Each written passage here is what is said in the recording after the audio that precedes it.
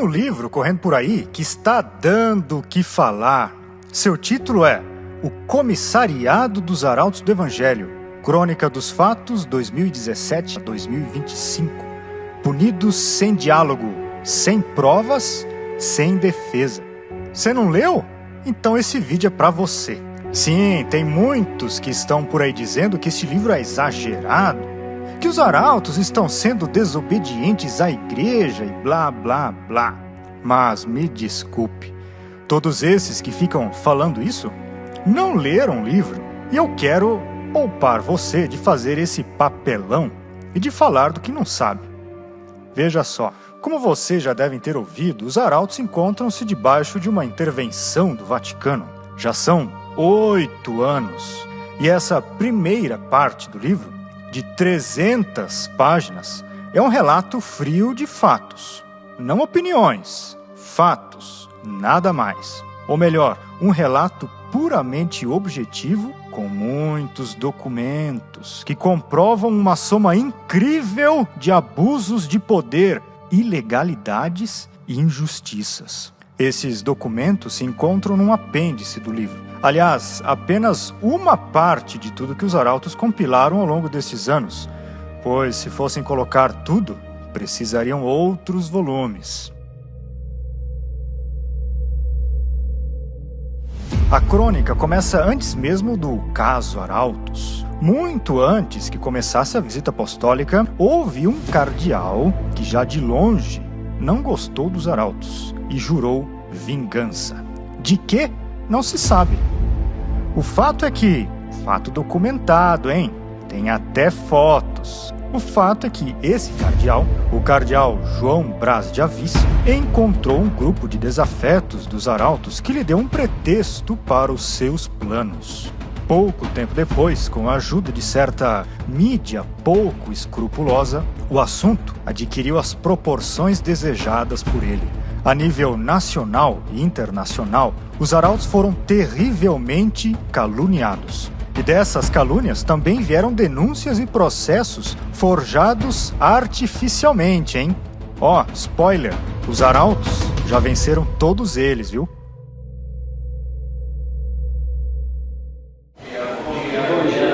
Entrou então a primeira fase da intervenção, uma visita apostólica, que é uma espécie de investigação vaticana, decretada pelo mesmo cardeal, o qual liderava o dicastério para os institutos de vida consagrada e as sociedades de vida apostólica. É como se fosse o ministério do Vaticano, que cuida dos religiosos. Em nenhum momento foi revelado aos acusados o conteúdo das denúncias que a tinham provocado, nem sequer a matéria dos supostos crimes, dos quais deviam ser investigados todos os membros em particular. É como alguém que tivesse sido preso, julgado, condenado, sem nunca descobrir por qual motivo. Não sei qual a diferença entre isso e os tribunais soviéticos ou nazistas.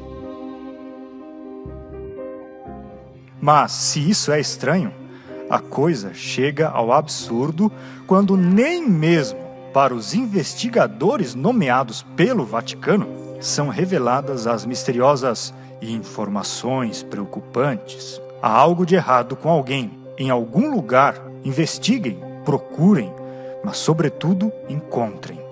E se não encontrarem, a culpa é de vocês. Bem, foi precisamente o que aconteceu. Apesar de um grande empenho, sobretudo do visitador principal, Dom Jaime Spengler, arcebispo de Porto Alegre, eles não acharam nada. Enquanto os visitadores davam uma atenção especial e exclusiva aos desafetos por todos os locais onde passavam, os arautos cooperaram com a visita apostólica. Todos os membros, um a um, foram entrevistados, lavraram-se atas, mas tudo isso num desconcerto total. Por que essa intervenção? Ninguém sabia. E todas as vezes que os arautos se dirigiam ao tal dicastério para estabelecer um diálogo, acabaram rejeitados com ou sem resposta. Por fim, os visitadores apresentaram suas conclusões. Segundo eles, eram positivas. Qual foi o prêmio para os arautos? comissariado. Que surpresa, hein? Cá entre nós, não sejamos ingênuos. Eu, como comissário, Dom José Aparecido como auxiliar, nomeado pela congregação. O comissariado já estava no plano, e a visita apostólica era pro forma.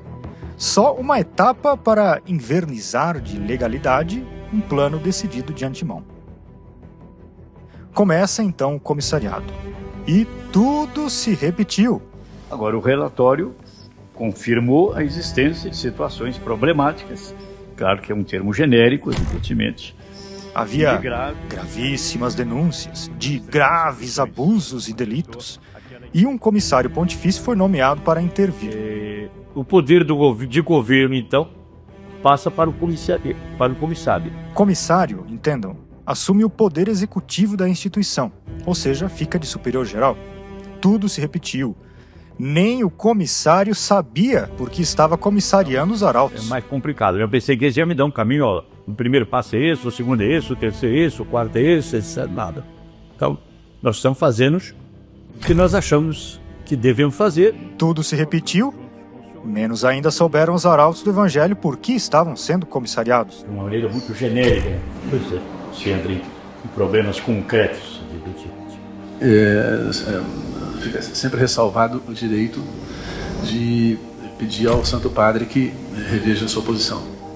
Tudo se repetiu. O dicastério continuou com a porta fechada para o diálogo. E essa mesma porta, que se fechava na cara dos arautos, se abria para receber toda a gangue dos desafetos da instituição que ali despejavam o veneno das suas calúnias, recebido com o melhor dos licores. 2 pesos e 2 medidas? Julgue você.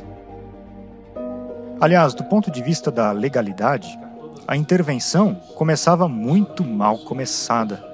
Primeiro, com um decreto vazio, irregular, inválido, destinado a outras entidades, ou até, acredite você, a entidades inexistentes. Que se trata de erros materiais do decreto, nós podemos pedir para que se corrijam. Depois, tentando corrigi-lo com outro falsificado.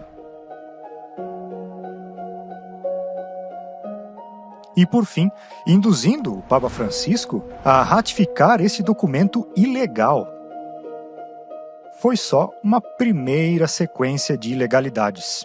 Outras se seguiram, e os arautos resistiram com a lei na mão. Devemos dizer que não reconhecemos os senhores como comissário.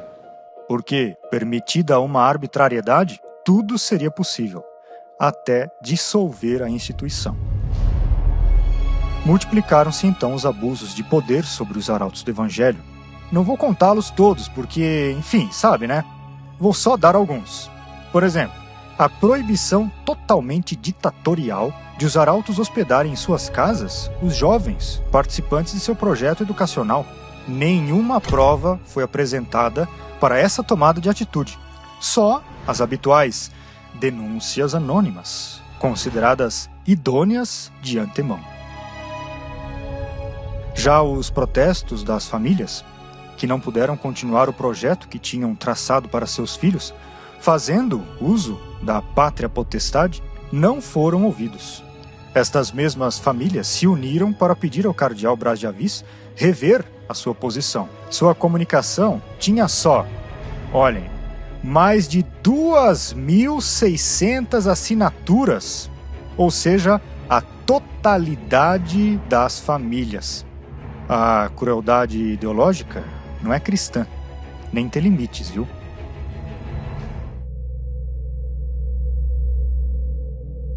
Falando em não ser cristão, comento só de passagem, por pudor, a idoneidade moral dos auxiliares que foram escolhidos para o comissariado. No meio dos trabalhos, um dos assistentes do comissariado, o carmelita Frei Evaldo Xavier, esteve envolvido num escândalo internacional por causa de certas fotos suas na intimidade, de índole bem sem comentários, né? Imediatamente, mais 2 membros da equipe acabaram pedindo demissão. Por que será, hein? O bispo Dom Denilson também não fez papel muito digno, não, quando agrediu uma irmãzinha dos arautos. Fecho aqui o triste e bem resumido parênteses da idoneidade moral.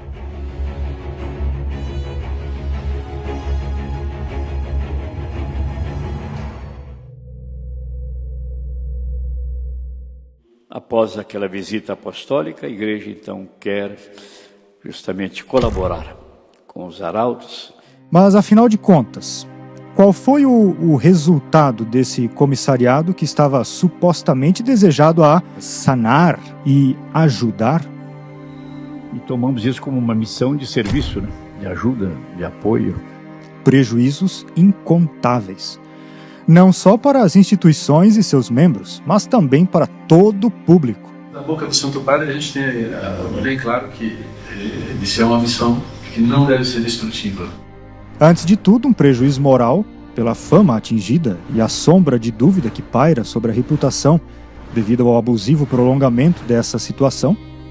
Depois, prejuízo econômico pelos gastos da intervenção às custas dos arautos. Milhões de reais. Prejuízo institucional pela situação instável. Prejuízo nas obras de apostolado. Prejuízo ministerial. Porque, esqueci de mencionar, inclusive, faz 6 anos que quase 30 diáconos dos arautos foram proibidos de serem ordenados padres. A aprovação da promoção aos ministérios, entende? E a ordem e as ordens sacras também fica reservado ao comissário. São também 6 turmas de seminaristas que concluíram os estudos e aguardam sua vez. São todos os votos temporários e perpétuos a serem feitos pelos membros suspendidos e as novas admissões bloqueadas.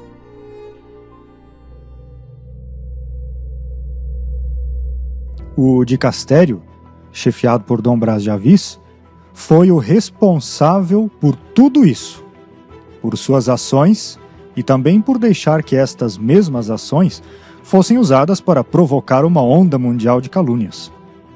As vítimas não são. Isso está claríssimo. Aquelas que inventaram relatos de supostos abusos para ferir a instituição. As vítimas são os arautos do Evangelho. A instituição e a cada um dos seus membros individualmente, que aguentaram em silêncio durante 8 anos essa intervenção arbitrária que conseguiu juntar tantas formas de delito, perseguição e abuso de poder e consciência. Mas as coisas têm um limite. E esse livro veio para deixar clara a verdade. Agora, por favor, não faça o papelão de dizer que os arautos estão errados em se defenderem. Nunca foi desobediência se defender de acusações injustas. Aliás, defendendo-se, eles defendem também a igreja, a mais lesada nessa triste história.